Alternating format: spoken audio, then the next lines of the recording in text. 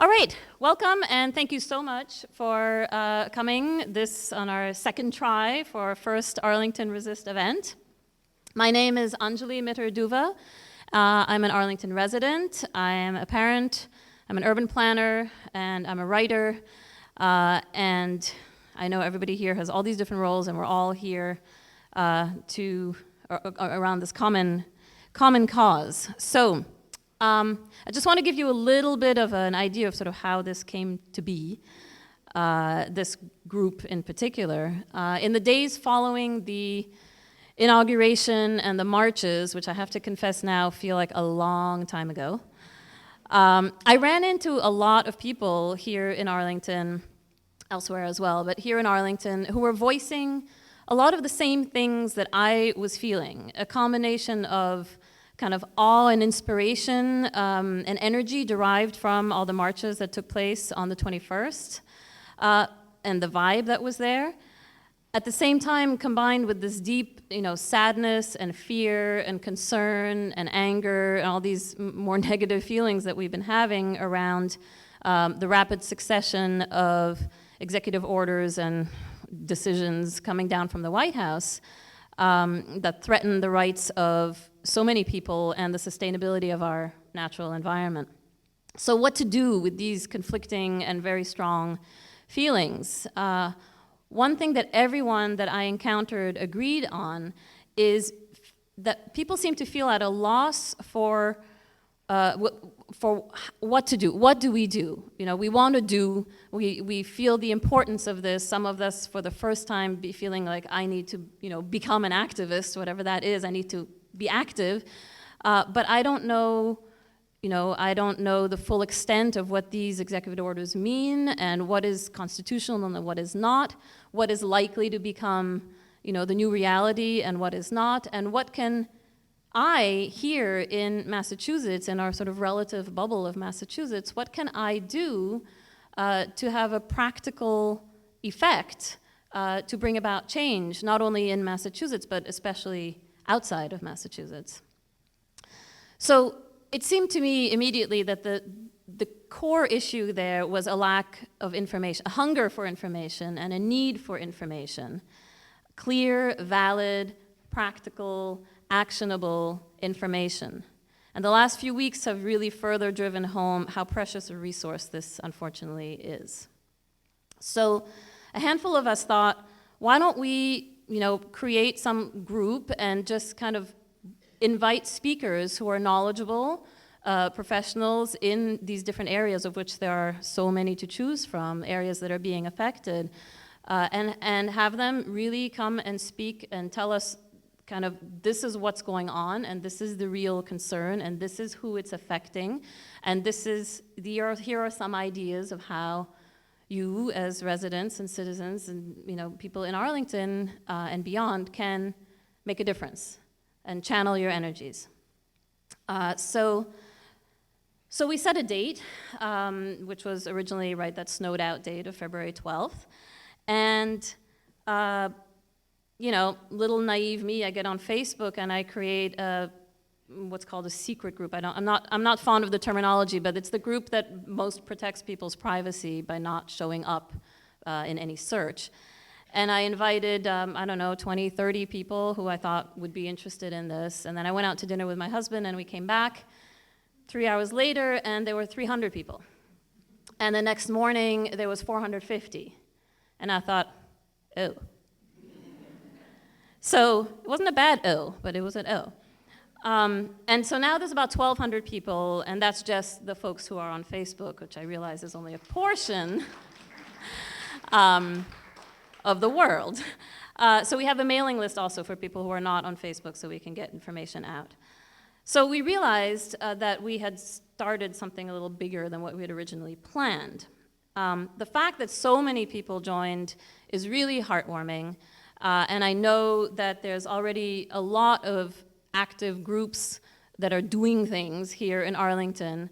And so this gathering and this type of event I see as something to supplement all those efforts, certainly not to take their place or anything like that. It's to provide information that can inform a lot of what people are already doing, in addition to adding more. So obviously, this is the space, thanks to Linda Shoemaker, who will come up in a second. We have access to this Arlington Center for the Arts, which is a very important asset to our community. I know that some people weren't able to get tickets, so what is happening is that we are filming the event, only what is going on up on stage. ACMI is set up in the back, and we'll be posting a link to the video. And for people on the Facebook group, we also have a Facebook Live streaming that's taking place right now. So who's us? I kept saying us. We have a small group of people who have been really active in pulling this event together and thinking about sort of what this is. And that's Jeanette Cummings and Susan Lovelace and Justine Uhlenbrock and Kathy Lay and Sandra Miller and myself and the number of other people who chimed in. I'd like to point out before we get to the meat of this event that we have a number of people in the audience who may be able to answer some of your questions. We have our state rep, Sean Garbely. Where is he? Raise a hand. Oh, all the way in the back. Okay. We have, thank you, Sean, for being here. We have Senator Donnelly's Chief of Staff, Cindy Friedman, over there. We have Selectman Joe Curo up front. We may have Dave Rogers, rep from Cambridge. I don't know if he actually made it. And there's probably others that I'm not aware of, so apologies if I missed you. Also in the audience is Amy Grunder, who is in charge of legislative affairs for the MIRA Coalition, which is the Massachusetts Immigration and Refugee Advocacy Coalition. Where is she? Over there? So this group is a work in progress. It'll continue to develop somewhat organically, but the aim is to remain a resource for everyone seeking to safeguard justice, economic opportunity, and the rights and safety of Americans and of people desiring to find these things in America. So before I end here, just a few logistical things before I turn it over to Linda, and then to Kathy Lay, who will introduce Jeff Thielman, our key speaker, who is the real reason why you're here. There will be some time for question and answer after he speaks. So the little pens and pencils and paper cards that you have, if you have a question you want to jot down, feel free to do that. When we have the Q&A period, I'll walk around with a mic and ask you to state your question. I'll probably repeat it for the sake of capturing it on video, or at least on audio. If you have a question you think of later at the end or that you don't want to ask in public or whatever it is, feel free to drop off your card with an email address at the front desk or whatever that serves as a desk. And we'll try our best to get you an answer or at least some information. If you have a phone with you, which you probably do, please silence it. If you are unable to control yourself from taking video yourself, please keep it trained on the stage and just for people's privacy, not include the audience. And I think that's it. Differences of opinion are always welcome. We know that here is an environment of respect and courtesy, and we welcome questions and information. And now you've heard enough from me. So I'd like to ask Linda Shoemaker, who's the Executive Director of the ACA, to come up. Thank you, and thanks for sharing your space with us.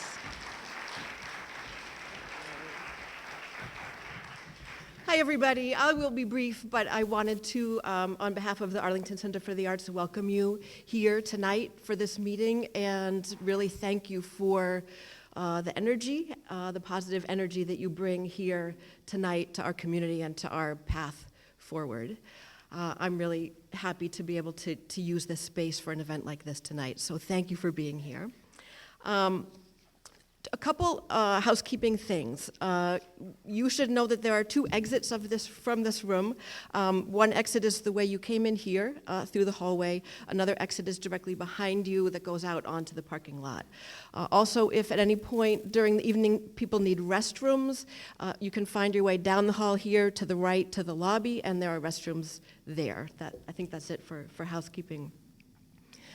I wanted to mention two things while I had a chance while you were here tonight. One is the Arlington Center for the Arts is having a pop-up gallery show opening on Friday called We the People, The Art of Advocacy, and we have collected 100 signs, posters, hats, and works of art created in response to the politics of this time. And just a few of them that you see here on the stage are part of that exhibit that will be on display in the gallery. There's an opening night on Friday, March 10th, from 7 to 9 p.m., so please come back and see that. This is a tiny sampling. Some of these things are posters and placards that made their way to Washington, D.C. or to Boston, or that have been created in the time since the inauguration and inspired by and in response to the political moment. It's powerful, it's moving, it's funny, and I think you will be changed by coming to see it. So please come back and see that.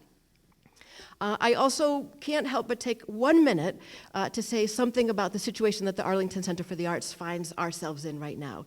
Many of you may know ACA has been here in this building for the last 28 years and needs to move out in June. The town is going to convert this building back into a school. As you know, we have a exploding school-age population, so this building will be renovated and opened again as a middle school, I think a 6th grade, is that true? A 6th grade in September 2018. So the Arlington Center for the Arts is on its way to a new home at the Central School in Arlington Center, behind Town Hall, upstairs above the Senior Center. And we've got 4 months to go before we start a renovation there. And we're in the midst of a capital campaign to raise $600,000 to make that happen. So I would love to invite you, if we have some supporters of the campaign in the room already, and I thank you, everybody who has supported and encouraged us in this process over the last year. But if you haven't, if this is the first time you're hearing this story, or you'd like to find a way to support the Arlington Center for the Arts and do something positive in our community right now, something to make sure that Arlington continues to have a home for the arts and creativity, this is something that you can do, and you can have a great impact. We have an info sheet about the campaign out on the desk as you leave, so I invite you to take one of those and learn more about the campaign, and if you're so inclined, an envelope where you could send a contribution to the effort. So, thank you for considering that, and now I'm going to turn it over to Kathy Lee, who will introduce tonight's speaker.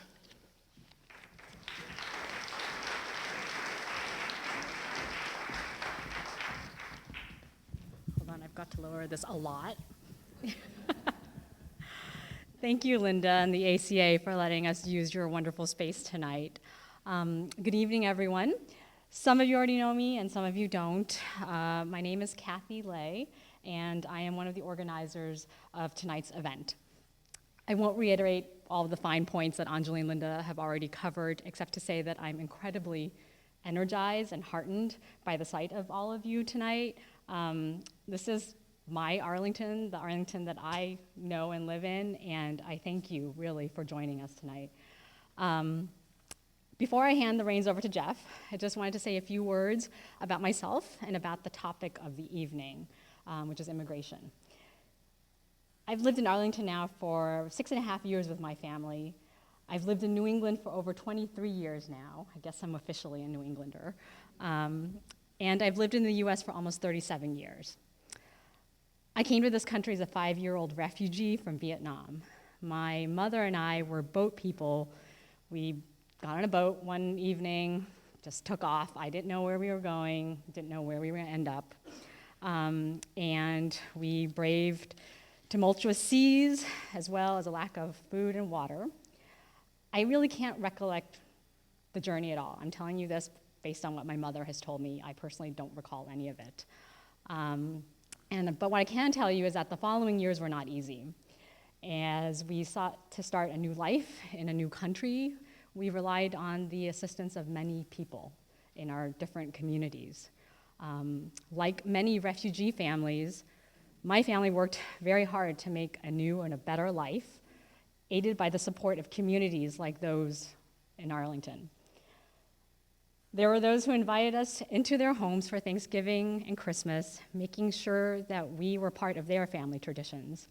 There were those who took time out of their busy schedules to drive us to medical appointments, grocery stores, school outings. There were those who donated clothing to us when we didn't have anything appropriate to wear. Many of these people probably don't even remember me or my family, but I will always remember their kindness and compassion. So believe me when I say that refugee and immigration policies matter, and that community matters. They matter to my family and to so many others like us, and they matter more today now than ever. I'm here tonight as a refugee, but also as a mother, a community member, your neighbor, a newbie, an accidental activist, and as an American. Tonight, our speaker is Jeff Thielman, President and CEO of the International Institute of New England. The International Institute works to build vibrant, inclusive communities in New England by welcoming refugees and immigrants and providing them with education and guided pathways to careers and citizenship. Jeff has brought with him tonight a few special guests, and amongst them, they will share their perspective on the current immigration situation as well as their own personal stories, perhaps similar to mine. I think we can thank all of them now for coming, and I hope that you all enjoy their stories and what they have to share. Thank you, Jeff.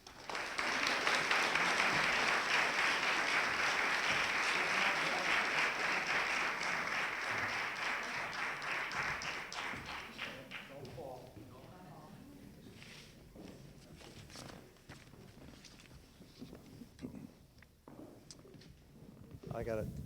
Kathy, that was a great introduction, but now I have to move the thing. Oh, man. Well. Can everybody hear me? Okay, great. So I want to thank Kathy Lee and everyone from Arlington Resist for organizing tonight's event. I'm especially happy to see Wendy Grunder from the Massachusetts Immigrant and Refugee Advocacy Coalition. Our organization is a member of it. That's an important group in the state. And Sean Garbely, our state rep, is here, and so Cindy Friedman, and that means a lot too, because there's a lot to do on the national level as well as the state level and the local level. I'm excited to speak to my friends in Arlington. I'm one of the ones that was involved in the vote to close the school here at Linda, and so yes, I feel guilty about that, but it was a necessary decision because of the growth of the town. So I'm here with three extraordinary men. We serve men and women, but I just happened to get three extraordinary men to come along tonight. Yusuf Abdi is an employment specialist in our Lowell office, and he is a refugee from Somalia, and he's going to tell his story tonight. Ramatul Akka is a case manager in our Boston office. He came to the United States on a special interest visa because he was a translator for the U.S. Government in Afghanistan. He's a native of Afghanistan. And Rashid Mahmoud is a young man who arrived here last month with his mother and father and brother, who are here from Syria. They were featured on National Public Radio. Some of you heard their story a few weeks ago. I'm going to speak for a few minutes, and then I'm going to let these guys speak, and I think you'll probably get a good idea of what is happening in the area of immigration and refugee work right now in the United States. 53% of the refugees around the world are from Afghanistan, Syria, and Somalia. So in this conversation tonight, you'll get a good idea of what life is like in the camps, what life is like on the journey overseas. As Kathy said, I run the International Institute of New England. We work in 2 states, in New Hampshire and in Massachusetts. We resettle about 600 refugees a year in Nashua, Manchester, Lowell, Lynn, and Boston, Massachusetts. Tonight, I want to give you an historical context for the moment in which we're living, because I think that helps inform the debate and the discussion.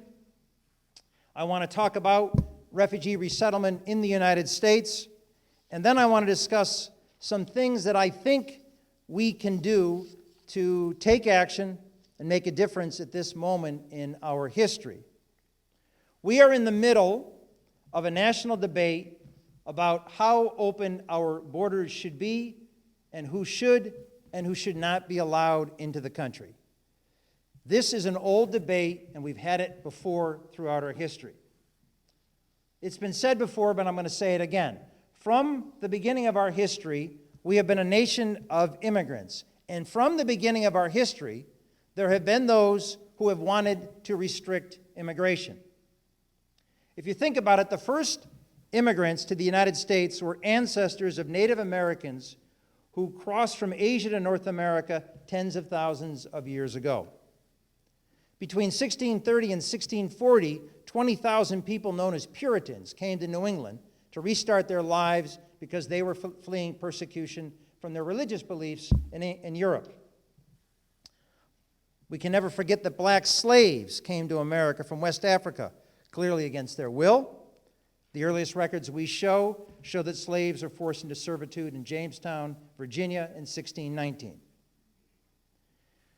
In the 1800s, we welcomed Irish immigrants, we welcomed German immigrants, and in the middle of the century, in the middle of the 19th century, anti-immigration feelings surfaced on the political scene when a party called the Know Nothing Party arose and actually became highly active and highly popular here in Massachusetts. I believe the Know Nothing Party carried the state in a presidential election during that period. The members of that party were only white Protestant men, and the party was opposed to Catholics and to all immigrants.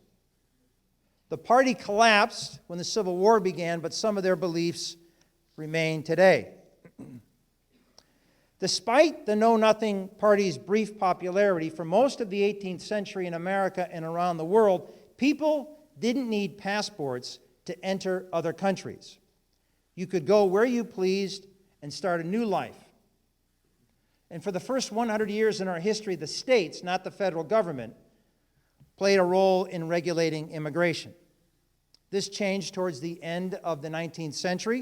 In 1882, Congress passed the Chinese Exclusion Act, banning Chinese immigrants from coming to California because people there complained about the fact that the Chinese would work for lower wages.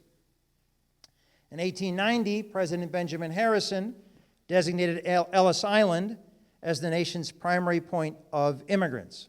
And between 1892 and 1954, more than 12 million immigrants entered the United States through Ellis Island, including my maternal grandparents who came from Italy and my paternal grandfather who came from Germany. And I suspect many of you here have a similar immigrant story. And it's important to think about, reflect on, and tell that story. World War I changed the country's views of immigration dramatically. In 1917, Congress enacted legislation requiring immigrants over 16 to pass a literacy test, and in 1924, Congress passed the Nationalities Act, which restricted entry to the United States to 2% of the total number of immigrants total number of people in the United States as of the 1890 census. That was our immigration law until 1965. Between 1930 and 1950, America's foreign-born population decreased from 11.6 to 6.9% of the total population because of the restrictions of the 1924 Act.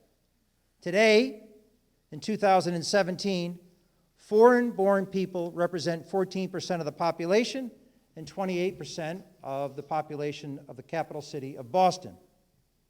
Many people in this country want to go back to an era in which the percentage of U.S. residents who are foreign-born is closer to what it was in the 1950s. That was the core principle of the Make America Great campaign, a desire to go back in time, back to the 1950s. The debate between what America we want to live in, the one that existed between 1930 and 1950, and the richly diverse country we live in today, is at the heart of the often bitter and unpleasant national dialogue on immigration. Prior to the late 1990s, we were actually in an era in which we were welcoming refugees and immigrants, like Kathy and her family, warmly to our country. After World War II, Congress passed legislation allowing refugees from Europe to resettle in America, and in one form or another, we've been resettling refugees ever since. In 1965, the new Immigration and Naturalization Act abolished the quota system and created a new system that focused on reuniting families and attracting skilled labor to the United States. Because of this legislation, more people started coming to America from Asia, Africa, and Latin America. When you hear leaders in Washington talking about a merit-based system and accepting primarily those who can succeed here with minimal government assistance, you are hearing people talking about limiting family reunification, which has been a core principle of our immigration system for over 50 years. The great irony is that the talent the administration wants to bring to the United States will have no desire to come here if the U.S. is not a welcoming nation to their brothers and sisters and cousins and other family members. It is no accident that the 1965 Immigration Act, which made it possible for more people to come to the United States, was enacted at the same time the Congress was enacting civil rights legislation. Today, it is important that those advocating for immigrant rights work closely with groups advocating for voting rights, women's rights, and other civil rights. Thanks to the 1965 Act, people began coming to the U.S. from Asia and Latin America, and by 2042, we are projected to become a majority-minority country. The majority of the people of the United States will be people of color. This reality, the fact that we're going to become a majority-minority country, has caused many people to vote for and support those who are who want to restrict immigration to the United States, including our new president. The 1965 Act was amended in 1986 to grant amnesty, and it was amended again in 1996, but lots of restrictions were put in place. That was a time we had a Democratic president and a Republican Congress. According to the Pew Research Center, between 1965 and 2015, new immigrants, their children, and their grandchildren accounted for 55% of the nation's population growth. They added 72 million people to the U.S. population, and as I said earlier, today they represent 14% of our country. Since 1996, there hasn't been legislation passed, but there's been a series of executive orders issued by various presidents, including President Obama, who did his best to try to make it possible for more undocumented people to remain in the country. As you all know, he issued an executive order called the Deferred Action for Childhood Arrivals, or DACA, that gave 800,000 young people temporary protection from deportation that is now under threat. He also established a program to reunite Central American minors with their families in the United States. These are young people from Guatemala, Honduras, and El Salvador, and our organization works with about 150 of these families every year, and these are folks trying to reunite, bring their children from the Northern Triangle to New England. President Obama attempted to build on DACA by issuing an executive order known as DAPA, Deferred Action for Parents of Americans, but that order was struck down by the Supreme Court. It was also during the Obama administration that 2.8 million people were deported, mostly because they had committed criminal acts, but that led to a lot of separation by families. Said they committed criminal acts, right. Amy Grunder is shaking her head. So this is the context in which we work.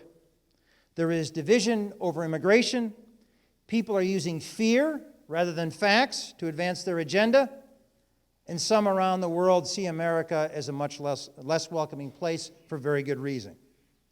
So let me talk about how our organization fits into this whole structure.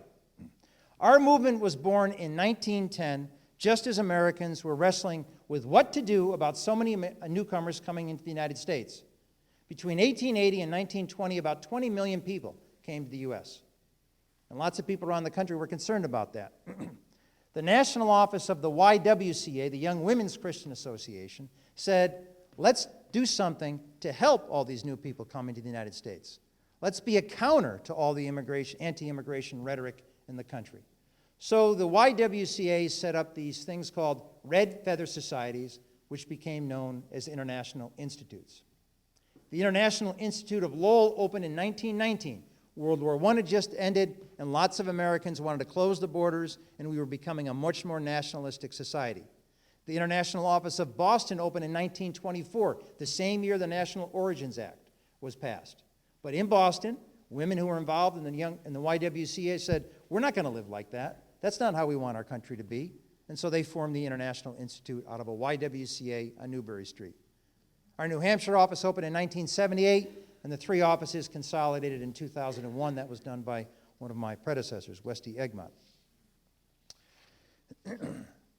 We serve refugees, we serve asylees. Those are people who come to the U.S. on a visa and then gain political asylum here, victims of human trafficking, Central American minors who were given refugee status by President Obama in 2014, Cuban and Haitian entrants, special interest visa holders like Ramatullah, and other immigrants. The majority of the people we serve were persecuted in their native lands and came to America to get away from violence, to get away from terrorism, and restart their lives. Our services include resettling refugees, case management, English classes, job placement, and citizenship programs. And our mission really involves partnering with agencies and cities and towns in the 2 states in which we work. The most visible program for us is refugee resettlement. And over the past 5 years, we've resettled about 600 people a year, or 3,000 people in both states. Resettlement is tied to a treaty the United States government signed in 1967. We signed a protocol, the protocol to the UN Convention on Refugees, and we agreed to resettle refugees, and we agreed to cooperate with nations around the world in helping refugees who are displaced. If you remember, after President Trump was inaugurated, German Chancellor Angela Merkel reminded him that the United States signed the convention. I'm not sure he knew what it was, but she reminded him that we signed the convention and we're obligated to follow it. The UN Convention on Refugees defines a refugee as someone who has fled his or her home country of origin and cannot return because of a well-founded fear of persecution based on religion, race, nationality, political opinion, or membership in a particular social group. Today, there are 21.3 million refugees in the world, and 65.3 million people are displaced because of war and violence. This is the highest number of displaced people since the end of World War II. This means that 1 out of every 100 people on the planet do not have a home because of conflict. The United States, the most powerful nation in the world, cannot ignore this problem. It's too big, it impacts too many people. Since 1975, the U.S. has admitted around 80,000 refugees, including Kathy Lay and her family. The number dipped after the September 11, 2001 attacks. It rose to 70,000 for several years under President Obama. And in his final years, the president issued orders allowing 85,000 at FY16 and then 110,000 refugees into the country. He believed that the United States should play a leadership role as the world faces the worst refugee crisis in its history. Under the law, the President of the United States has the power to set the number of refugees who can come into the country. The U.S. Refugee Resettlement Program is a humanitarian program of the United States government. We have it because we're citizens of the world. We have it because we signed the protocol to the UN Convention on Refugees. We have it because most people in the country, when they hear about refugees, when they hear about the program, they want to help. We also have this program because it's a smart diplomatic strategy. It allows us to show the world how to welcome people. It allows us to show the world how to treat people who are suffering. Refugees arrive in the United States with legal status. They come here with a visa, they're eligible to work, they're eligible to receive benefits. Within 1 year, they can get a green card. Within 5 years, they can become citizens of the country and voters of the country. Where's our representative? Yusuf is a registered voter in Lowell, so when you run for higher office, you want to... So for a while, in recent years, there was widespread support and goodwill toward accepting refugees in the United States and around the world. In 2015, the world saw images of refugee children fleeing Syria and other countries. A photo of a child washed up on a beach stunned the world. In November and December of 2015, however, things changed. There were attacks in Paris and San Bernardino, and people immediately blamed newcomers, foreigners, refugees, even though there wasn't evidence to support it. And even though most violence that occurs in this country, most terrorism that occurs in this country, just about all of it is homegrown. The reality is that the United States of America has the strictest security system in the world. U.S. security forces determine who is and who is not admitted to the United States as a refugee. There are a number of steps in the process to come to the U.S. First, refugees flee their country seeking safety. They go to UN High Commissioner of Refugees office. The UN High Commissioner of Refugees documents that they are in fact a refugee. They meet the legal definition of refugee. All refugees who want to come to the United States are interviewed by trained officers from the Department of Homeland Security's U.S. Citizenship and Immigration Service, USCIS. Once approved, refugees go through a medical screening. They also go through checks by the U.S. National Counterterrorism Center, the FBI Terrorist Screening Center, and the Departments of State, Defense, and again, Homeland Security. Syrian refugees are subject to additional background checks. Every refugee is then assigned a voluntary agency, a national agency in the United States that resettles refugees and distributes refugees to places like Boston. And then upon arrival, they're checked again by Customs and Border Protection travel agents. They go through lots and lots and lots of checks. The president is saying he's going to issue another order this week.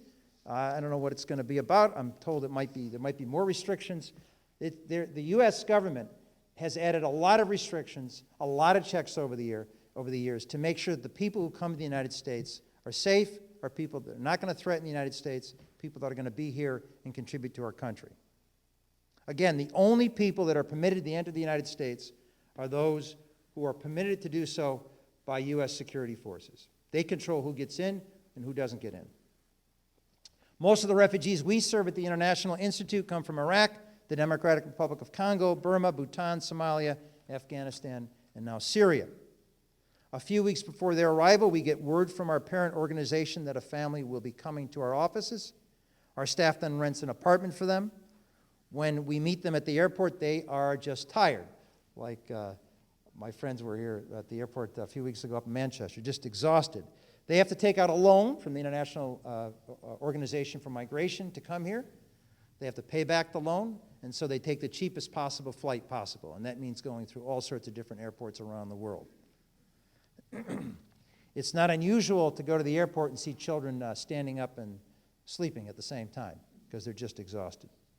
So the first thing our staff does is take them to their apartment, the place where they're going to be. We let them rest, we give them some food, we let them sleep, and the next day or the day after that, we knock on their doors and we start the resettlement process. This includes taking them to medical appointments. Many of the people that we serve are victims of trauma, and so we do an assessment of mental health issues and try to get them the best services we can. We enroll them in health care plans. We enroll them in all public benefits to which they're entitled, and the folks, as I said, who come here come on a visa and are eligible for all benefits. We give them a tour of the city. We enroll them in our cultural education and English classes. We help children enroll in the public school system. That involves taking them for vaccinations, preparing them for the public school system.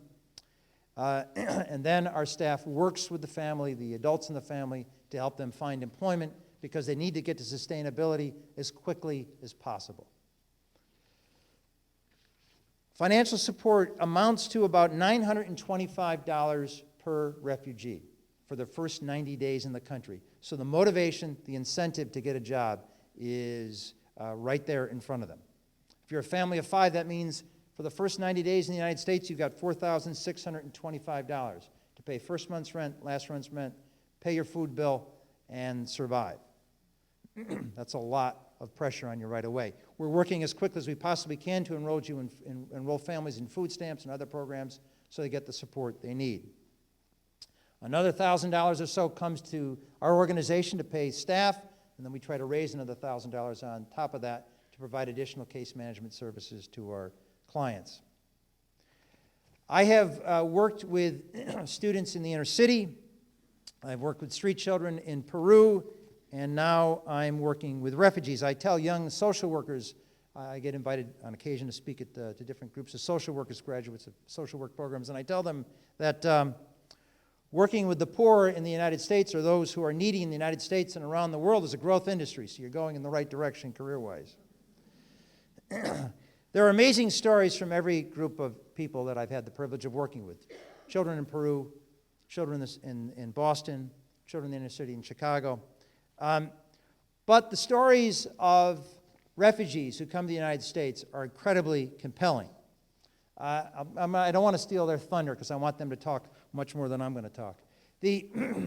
Last spring I went to the airport and I welcomed a woman named Lena from Syria.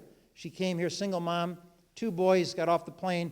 All their possessions from their whole life in Syria was in 6 suitcases. Each boy had 2 suitcases and Lena had a suitcase. Lena's found a job at the Southwick manufacturing plant in Haverhill, Massachusetts. Her sons are doing well in middle school. We didn't put them in the 8th grade. I think they're around 7th grade. And the family is on their way to a better life in the United States. But they're working hard. They're giving America all they've got, and all they want to do is live and work in peace. The United States of America, especially this region, depends heavily on immigration in order to grow our economy. And we can never forget that. Right now, the Southwick manufacturing plant in Haverhill, which makes Brooks Brothers suits, the largest manufacturer of Brooks Brothers suits in the United States, is looking for workers. The unemployment rate in this region is below 3%. In Manchester, New Hampshire, it's like about 2-point-something%. Companies are calling us all the time, constantly looking for employees. We cannot grow this economy. The great irony is we can't even build the wall that the president wants to build without immigrant labor. It's a great irony, isn't it? Ironic. I was on a call-in show in New Hampshire, which is humbling, to say the least. Part of the transition.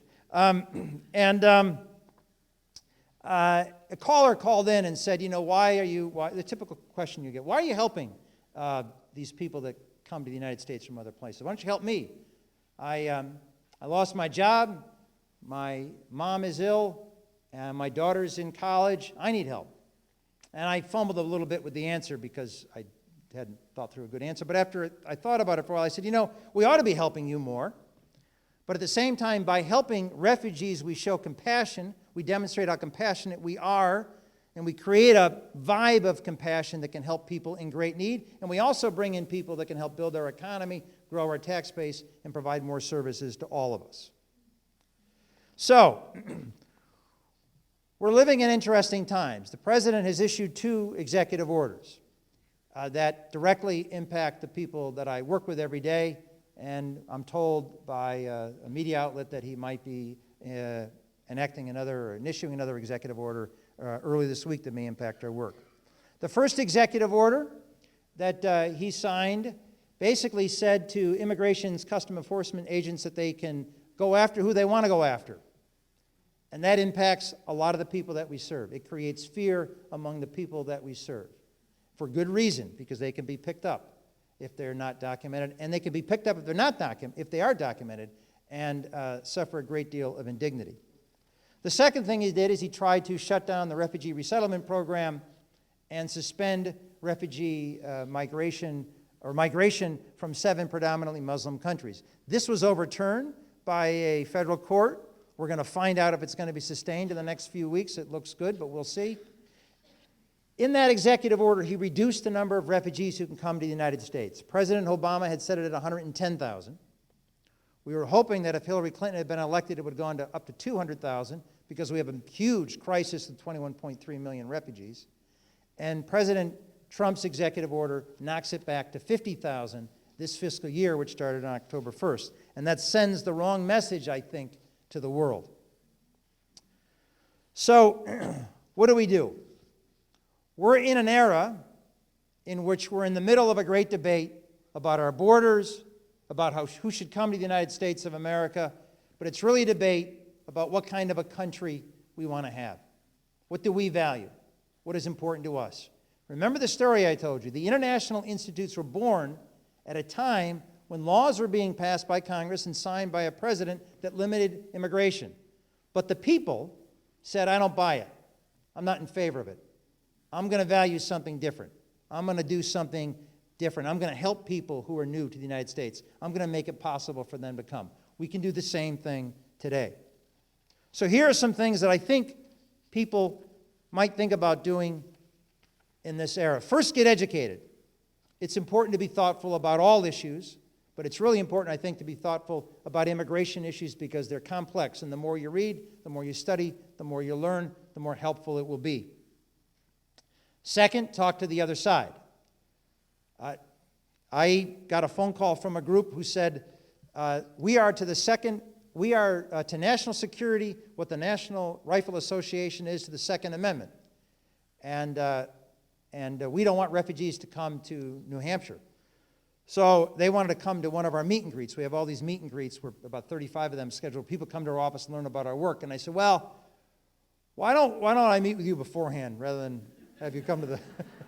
So, and I said, no weapons. I said, no weapons. No weapons in the office. So he chuckled at that. So then this group came in from New Hampshire, and we had a good back and forth for about 2 hours about immigrants and refugees. I gave them as much information as I could, but I learned a lot in that dialogue. And then I said I've been on a couple of radio shows in Manchester and Concord where people call in and they have a totally different perspective we might hear down here in Boston, and that's been good. So I say dialogue with the other side. Do what President Obama said in his farewell address. Pick up the phone. Don't just email back and forth with somebody. Pick up the phone and talk to them. Third, act locally by supporting the Trust Act in Arlington, the Safe Communities Act at the state level, and other legislation that helps refugees and immigrants in our state. We can inform the national debate. Remember, it was here in Massachusetts that health care reform started. It was the model that became Obamacare. We can do things in the area of immigration that can become a model for the nation. Fourth, keep protesting. Those of you who flocked to the airport in January, and those of you who went to Copley Square in January, sent a message to the whole country and to the world that what was happening with the executive order wasn't right. And eventually that executive order got reversed. Fifth, trust and support the legal system. It was the legal system that shut down the order. And so we need to protect, support, advocate for our legal system. Sixth, follow what Congress is doing. That's where the immigration battle will be played out. That's where the laws are going to be made. There's a reason there's been no immigration legislation for 1996, because no one can agree on what to do, and one side, my side, wants to allow more people in the country and protect people and reunite families, and the other side doesn't want to do that. Seventh, donate your time and money to organizations like ours and others, Mira and others, that care about immigrants and refugees. It does us a lot of good, those of us working in this field. When we hear from you, we hear your support, we feel that support. I'm always optimistic that American values will win out in the end. The Know-Nothing Party eventually collapsed. The nationalism following World War I gave way to a new era. And this current wave of nationalism will eventually be overcome by forward-thinking activists like those of us in this room tonight. So, I thank you for being part of Arlington Resist, for learning about this issue, for caring so much about refugees and immigrants on a Sunday night, and for doing all you can to make the country a more welcoming place for newcomers like the people I'm going to introduce in a minute. So,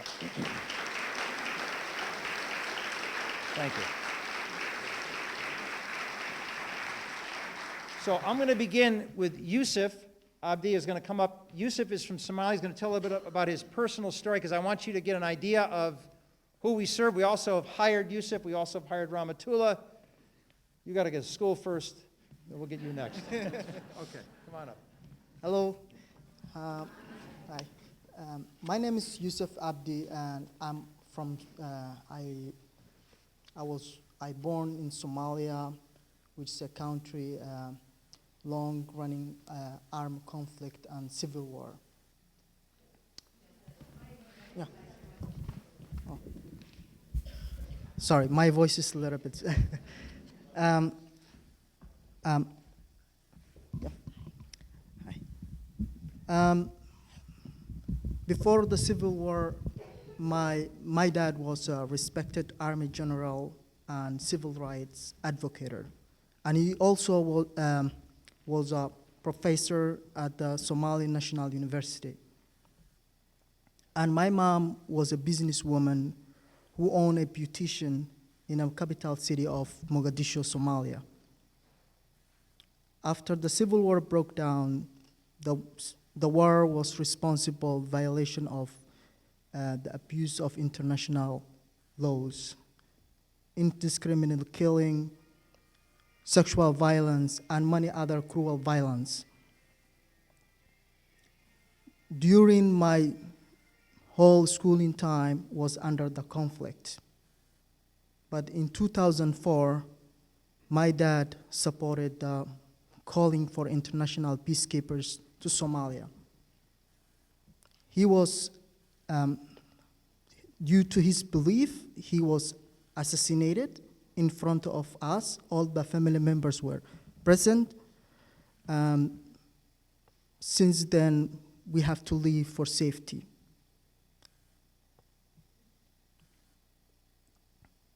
That's the beginning of my refugee journey. Family friend of my dad helped me to move from Somalia and be in a safe place. I was very lucky, the only one from my family his asylum was guaranteed by the United States after waiting for many, many years. I landed in Vermont, which is a total different where I was born. But I worked so hard, and always I keep in my mind how I could help and assist my refugee followers too, and how I could contribute and give back. Since then, I started working with the refugee program in 2009 in Vermont. Then I doing employment counselor. In 2014, I joined International Institute in Lowell doing the same role. Help refugees connecting to the employment by considering their skills, their language capabilities, and strategizing the transportation. I also train them through the work orientation, teach them the work environment and the culture and rules and regulations. In 2015, my third brother joined me in Lowell, and the remaining of my family are still waiting. So that's how I'm connected to International Institute, and I'm gonna give an opportunity to my other followers to talk about their life journey. Thank you.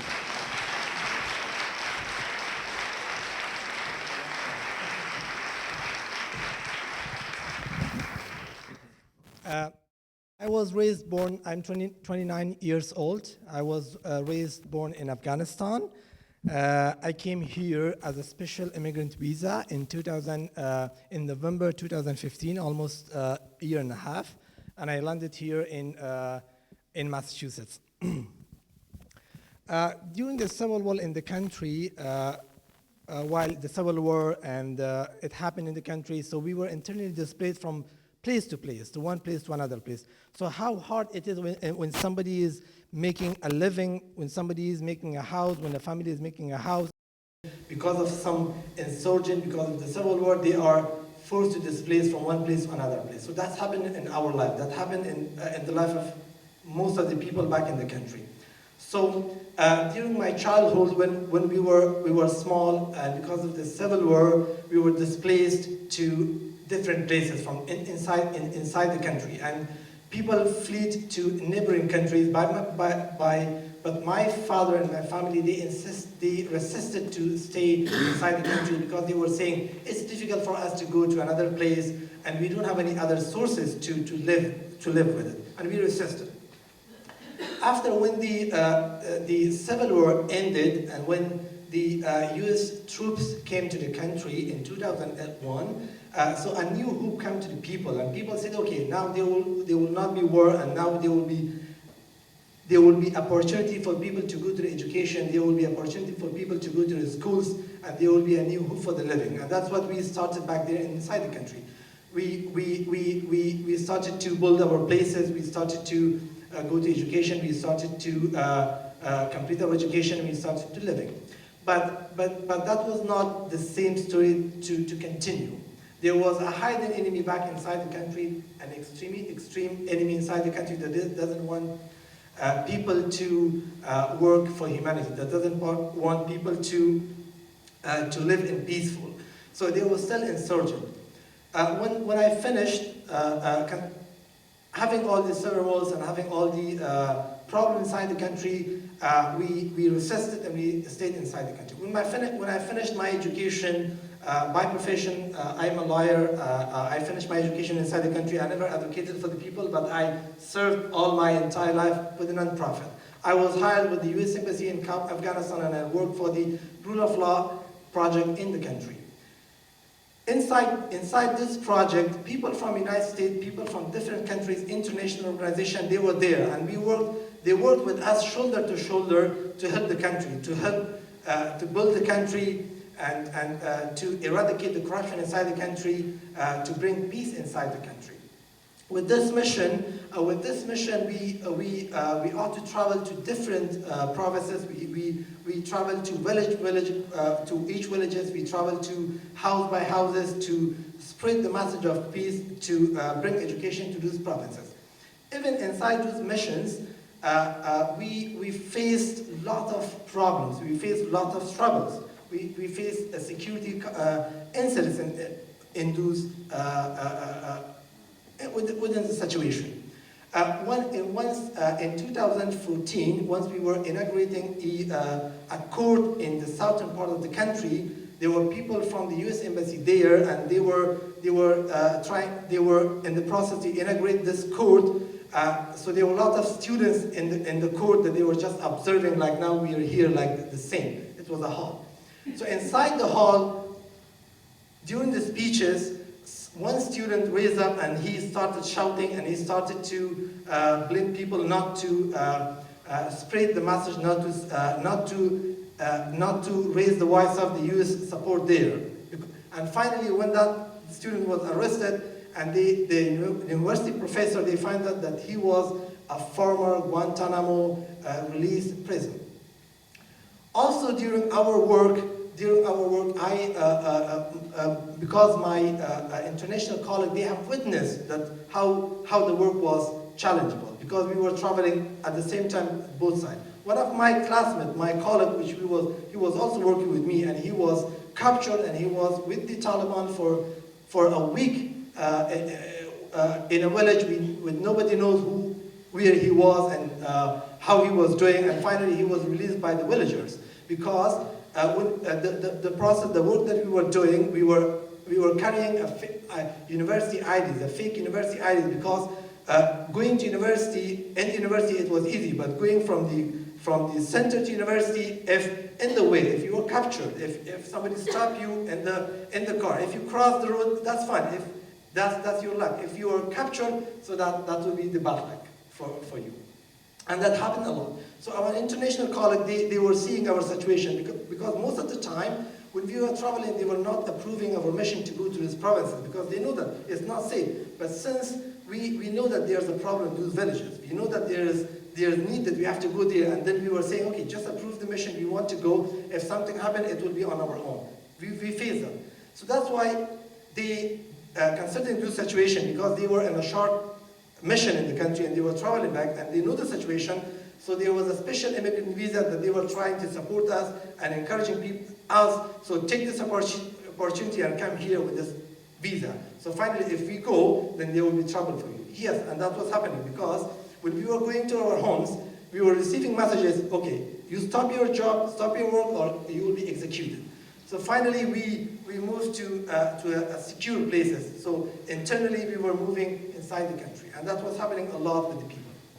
So my journey started because of my work, what I was doing, and I came to United States, Massachusetts. I ended up working, the nature of the work I was doing back there, and when I came here, I started a new living. With the special immigrant visa, you have the opportunity to go back there if you wanted to go. You want to go back there and work for a short time, and if you feel insecure, you can come back there. So I stayed here, and I started a job in a call center in Beverly. That was my first job, and I never did this job, and I was know how it works. When I was working in the call center, in the interview, I told them my English would not be that much good for the call center, and then they said, okay, let's try, and they do the test, and I was hired. And when I was working in the call center, it was a telemarketing. You have to sell product to the phone, which I never heard this, and it was not practiced in my country at all. So you have to sell medicines through the telephone, and then you have to save the sales, that to insist the customer not to return the product back and not to pay them back.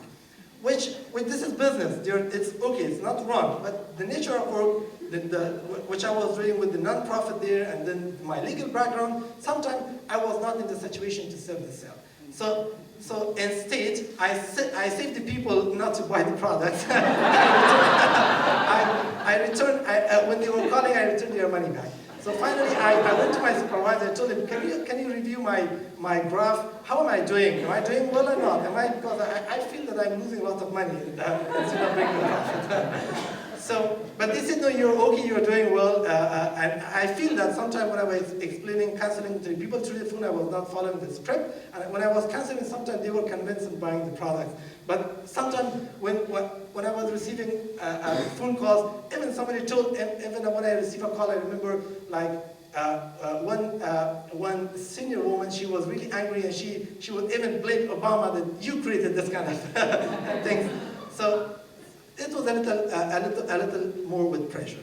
So then I decided, I talked to my supervisor. I wanted to quit, and I wanted to see if I can start another job. I ended up in a manufacturing company. A manufacturing company, when I was a child, when I was watching some videos, when I was seeing the people working in these big companies with these machines, I was sometimes thinking, when will be this time that I will be working with this kind of places and this kind of, among this kind of people? Finally, this time came, and I started working in a manufacturing company in Denver, which I was, as an assembler, I was making some devices for catheter for the hearts. So still that was a job that you have to work for the patient. It was nice, it was wonderful. And I noticed that inside this manufacturing company, amongst 80% was all refugees, that they were doing wonderful jobs, and they were even within the supervisors. But still, I was thinking that I'm not made I'm really limited to work. My work is very limited. I cannot help more. I will be just limiting working with these devices. So I took this opportunity, and I was hired by International Institute of New England, through which I was resettled.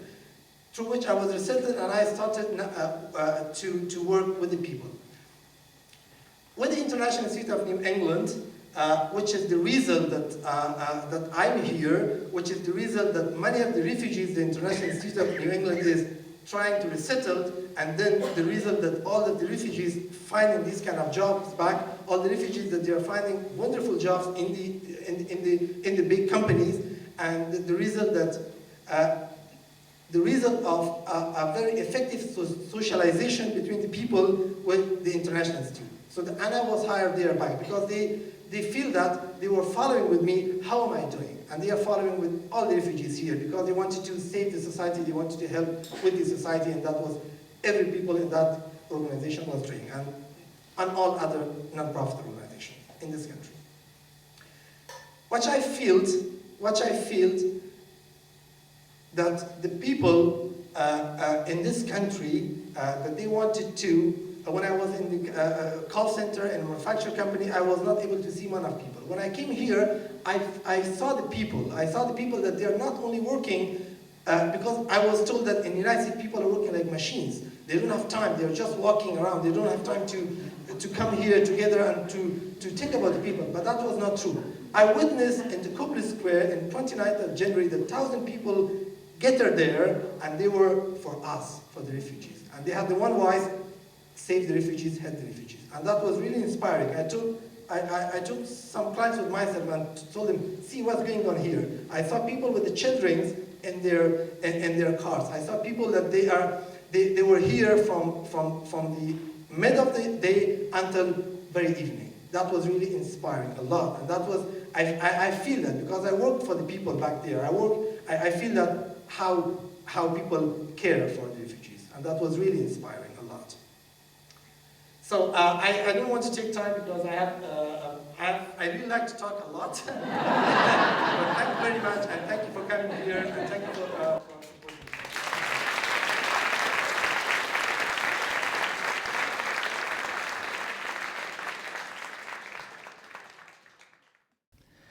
Good evening.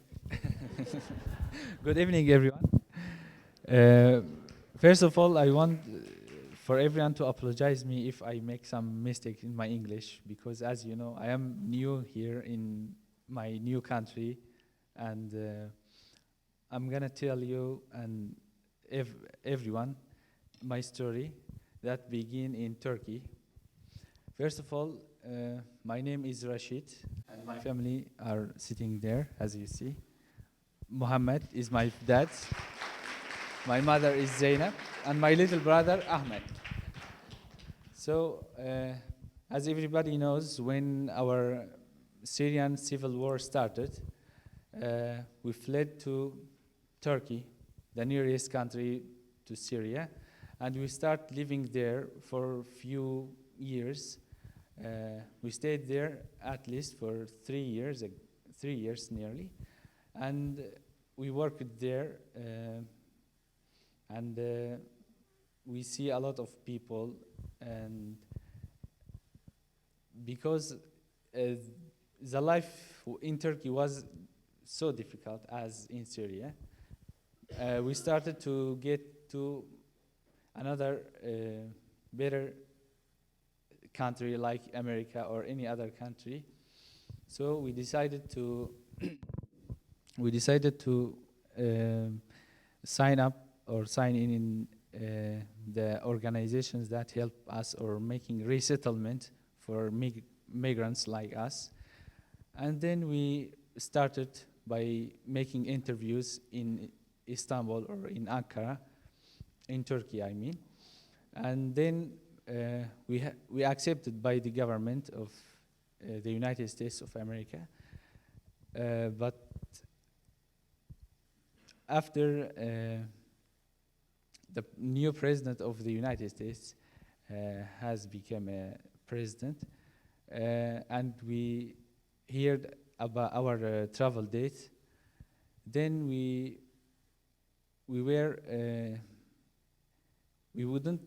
can't be entered the country because of the executive order, and we stayed for a while, for maybe 20 days, and then the organization who was working for us told us that we have a new departure time, and we came here before 1 month ago. We started, thank you for everyone. And now we are starting our new life here. I'm living in Lowell with my family in our new apartment, and we are starting nowadays for taking our English lessons and employment. And we thank you all the organizations who worked with us and give the chance to me and my family to live in peace and build our new life here. And we are so glad to be in the United States of America. And thank you again.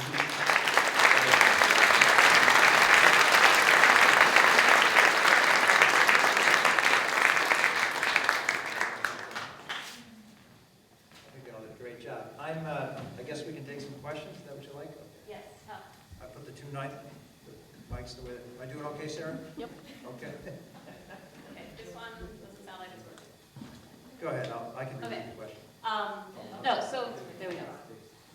So thank you very much for sharing those stories. I think it's very important for people to hear the actual, real, steps and challenges. So I really appreciate you sharing these.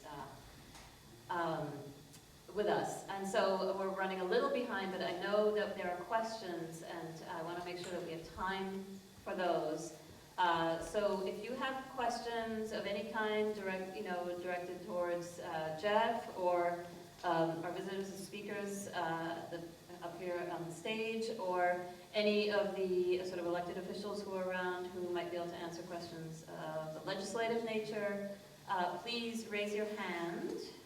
And okay, so I'm going to walk around. I'm going to ask you to speak into the mic, pose your question, and then we'll see who answers. I think this is for you, Jeff. What's the current flow like of refugees? Are we getting anybody? I just feel like we don't know that anymore. So the President Obama said that in FY17, the fiscal year, the federal fiscal year begins on October 1 and ends on September 30th, we would accept 110,000 refugees. So we were all gearing up for that number of refugees. He made that announcement in September. President Trump was elected, inaugurated. He issued the executive order. He reduced the number of refugees to come to the United States to 50,000. We resettled something like 36,000 so far this fiscal year, which means we'll be receiving about 14,000 more. And our current estimate is that resettlement of new refugees will probably go to a trickle sometime in the early summer, like by May or June. And so that's the environment in which we're living right now. So it has been reduced. Our organization has resettled about 600 refugees a year over the past 5 years.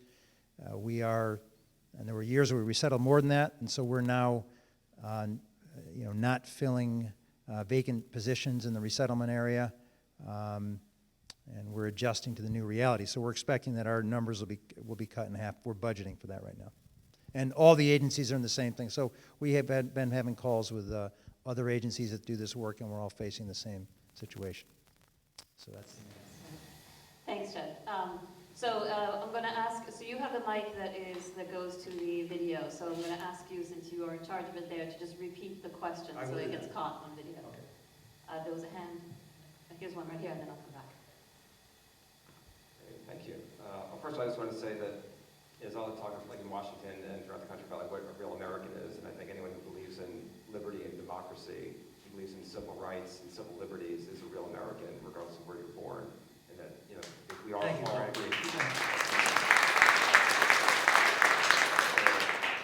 With that, so my name is Greg Christiana, founder of DemocracyUnite.com. I was raised in a very conservative Republican household, and before anyone attacks me, it's like I've come a long way since then. They said there's no zealot like a convert, so here I am. And I remember circa 1990 when I was still like a young, a conservative Republican. I still had a very kind of like strong patriotic feeling about this country, the Statue of Liberty being our symbol of like freedom and democracy. Bring us you're tired, you're poor, you're huddled masses, and all that. And I still believe that, but most of the Republican Party does not, right? Which is why I'm not with them. And these issues that should be nonpartisan issues, they should transcend politics, have become political, and it's very strange over the last, especially over the last couple of decades, I think.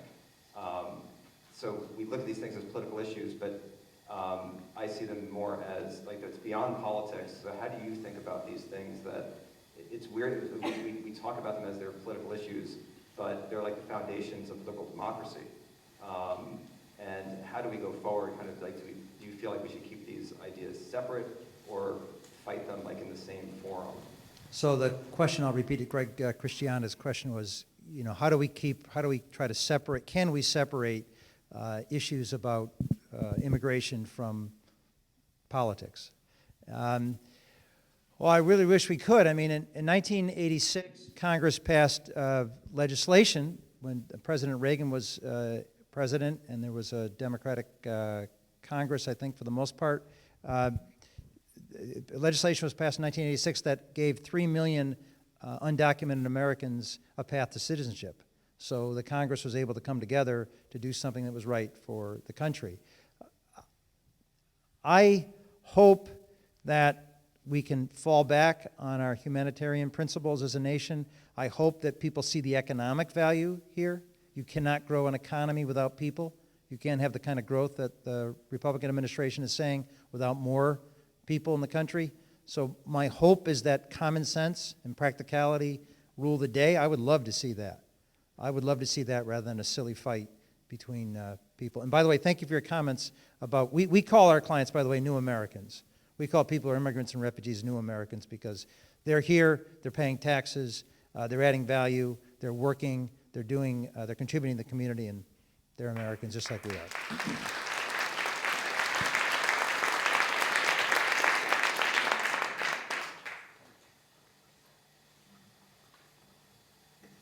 Hi. First of all, thank you. I just want to mention that especially Kathy's story resonated with me since I'm a child survivor of the Holocaust. And I also don't remember my childhood because we were running all over Europe trying to avoid being caught by the Nazis. And we came to this country as displaced people, and I've become very activist as a result. I thought that your list of things to do was really helpful, and we have an organization called Moving Forward Arlington. We have a large mailing list, and I'm wondering if we can get it in some sort of electronic form that we could disseminate it. It's over 2,000 people because they're looking for things to do. Sure. And it was very practical. Yeah. Okay. So the question for the audience, Hannah Simon asked a question. Hannah Simon mentioned that she's a Holocaust survivor. As a child, she moved from place to place to escape the Nazis, and she's got a group called Moving Forward, and Moving Forward Arlington, and yes, I'll make my remarks available, and in there are the 7 things that I recommend that people think about. Thank you, Hannah. Great question. We have one question down there, and then I'll come to you, Cindy.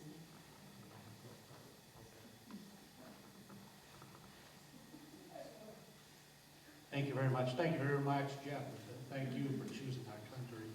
I think you belie kind of this myth that's been peddled by some who want to shut down immigration and our acceptance of refugees who would claim that life in a refugee camp closer to a conflict zone is somehow preferable to coming and building your life in an atmosphere of stability and support. And to that end, I wanted to ask, I've spent some time over the past year in Canada, which disproportionately, in comparison to us, has been accepting a lot of refugees from these conflict zones, and seem to be very proud of the fact that it seems that often this is community-based, where a lot of communities and church groups come together. They'll pool maybe $30,000, $40,000 together and donate their time and have a community-based support to accept more refugees. And I'm wondering if you're aware of any movements afoot within the United States where communities come forward in that way as kind of a lever to kind of pressure the federal government to keep the refugee resettlement program open. Yeah, so the question is from Joe Curo, member of the Board of Selectmen. Joe mentioned that Canada has a community-based refugee resettlement program in which faith-based and other community groups come together to support newly arrived refugees.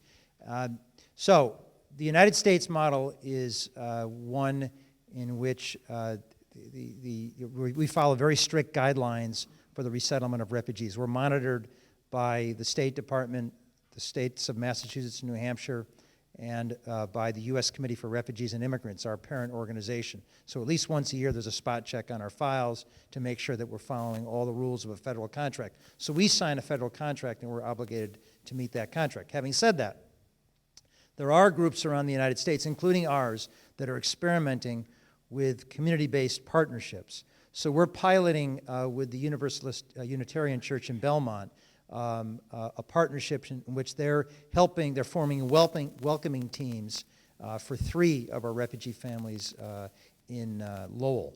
So we're piloting that model. Canada, and there's the IRIS, the Integrated Refugee and Immigrant Services of Connecticut, A friend of mine, Chris George, runs that operation in New Haven. They're way ahead of everybody. They've been doing this for a couple of years now, and they've got all sorts of church groups on their list, so that's actually, that's where I wish our organization was. But we're moving in that direction because we have to, because federal resources are diminishing.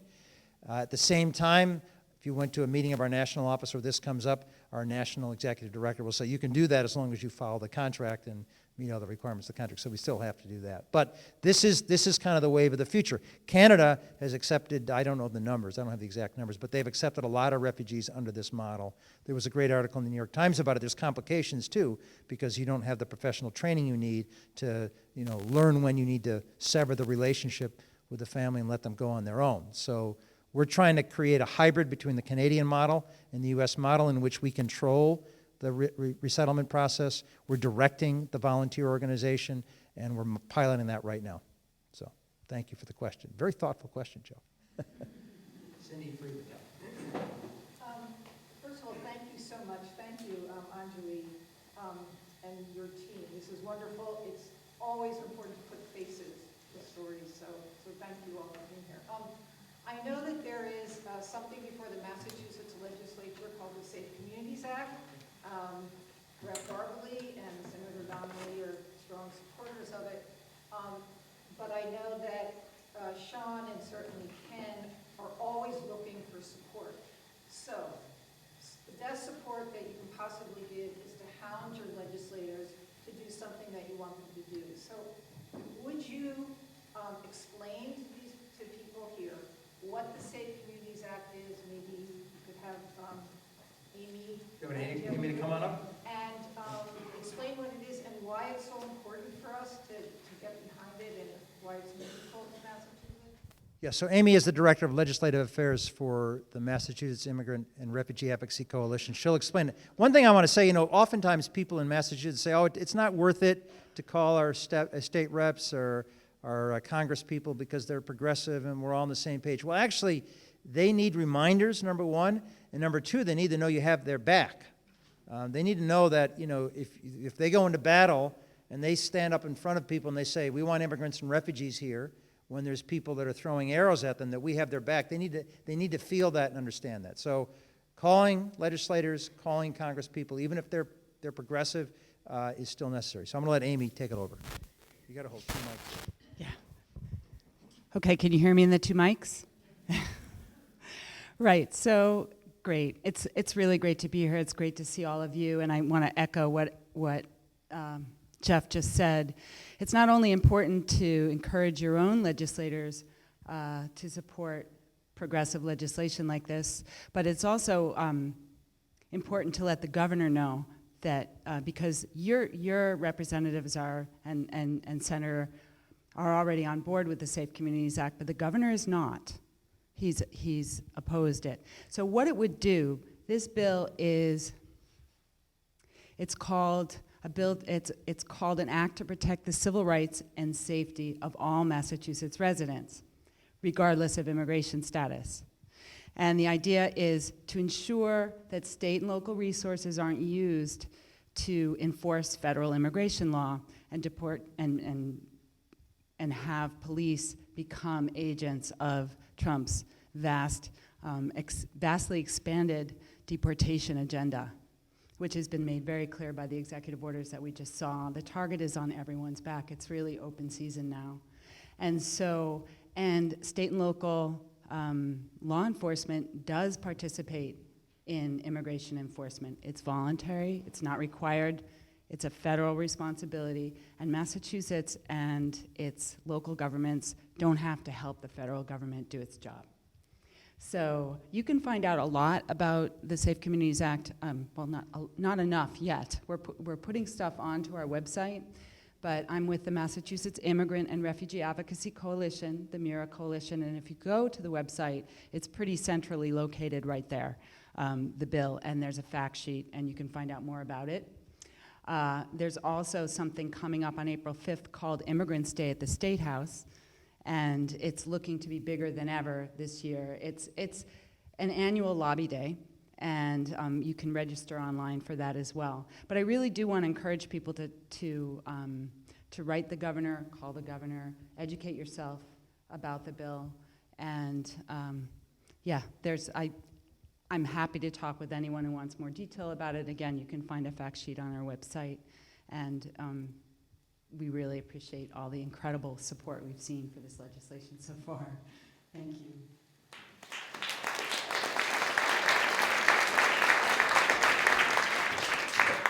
Was there a question here? One person saying yes, one person saying no? No? Okay. Any other skills? Hi. I was wondering, I've heard you mentioned there was some talk of going to a merit-based system for immigration. Right. And so can you explain what that means and how that would impact us and whether I understand Canada does this? Is that right? Yeah, I'd be careful about, oh, I'm sorry. The question was, how do we feel about the merit-based system, which was mentioned in President Trump's speech to Congress. I don't know all the details of the Canadian immigration system, so I can't really speak to it, or the Australian system. Our system is based on really two principles: family reunification and bringing skilled labor into the United States. That was the bedrock of the law passed in 1965. So the president is talking about a merit-based system. I don't know if he knows what that means. I'm worried about what he thinks it means. I think what it means is, and I try to tie it in my remarks, that it means he would lessen family reunification, which means you might be able to bring your mother, your father, but not your siblings here. But as I said, if he wants to bring skilled labor into the United States, people are going to want to bring their families. So I think it's a move away from family reunification. I think he's sort of sending a message to the Congress that he would sign legislation that moved to a merit-based system which lessens family reunification and increases the number of skilled laborers, people that can come into the workforce. That's, I think, what he's talking about. Thanks. I know we're a little over time here, but I want to make sure everybody who wanted to ask a question here has had a chance to. All right, so we'll take this one last question. If we don't get to your question, please do write it down, and we'll try to sort through and see if we can channel it to somebody who can answer. So make sure you put your email address as well. So here's the live question. So my question is, most of us here probably feel pretty passionate about welcoming immigrants as an American value, but you mentioned that, it's important to our economy, and I'm thinking when we're writing our letters, maybe those are the things that we should be focusing on, and I'm wondering if there's a place that you could get those statistics or something to back that stuff up. Yeah, so the question was, where can you find some data on the economic value of immigrants and refugees? So this can be a really complicated question. The National Academy of Sciences has issued a report on immigration. It's been, it's been debated by people. It's been used by both sides in the political sphere. There's a lot of data to suggest that immigrants and refugees cost more they cost the country more when they first come to the United States in the first generation. But by the second generation, it's something like 25% of all new businesses are started by immigrants or children of immigrants. 40% of the Fortune 500 companies in this country were started by immigrants or children of immigrants as well. So we need newcomers to come in here because they're willing to take risks. They've been through, all sorts of incredible experiences. I mean, Somalia, war in Afghanistan, war in Somalia, war in Syria. So taking a risk on a business is not a big deal sometimes. And so they'll start businesses at a higher rate than those of us who were born in this country will. That's a fact. There's different places where you can go to get information on the Pew Research Center has very good information. Always good information, always good data too. I think the Refugee Council USA has some information on the value of refugees, the economic value of refugees. The Migration Policy Institute is a place where I go often to look for data. Those are kind of my favorites. But there's other places out there, and the data is overwhelming. I mean, the data will tell you that in the first generation, it's a cost. It's an investment the country is making. But by the second generation, it pays off, and it pays off oftentimes big in terms of reinvestment in the country by people who start significant businesses or add value in a lot of other ways. Thank you very much. I really enjoyed it. And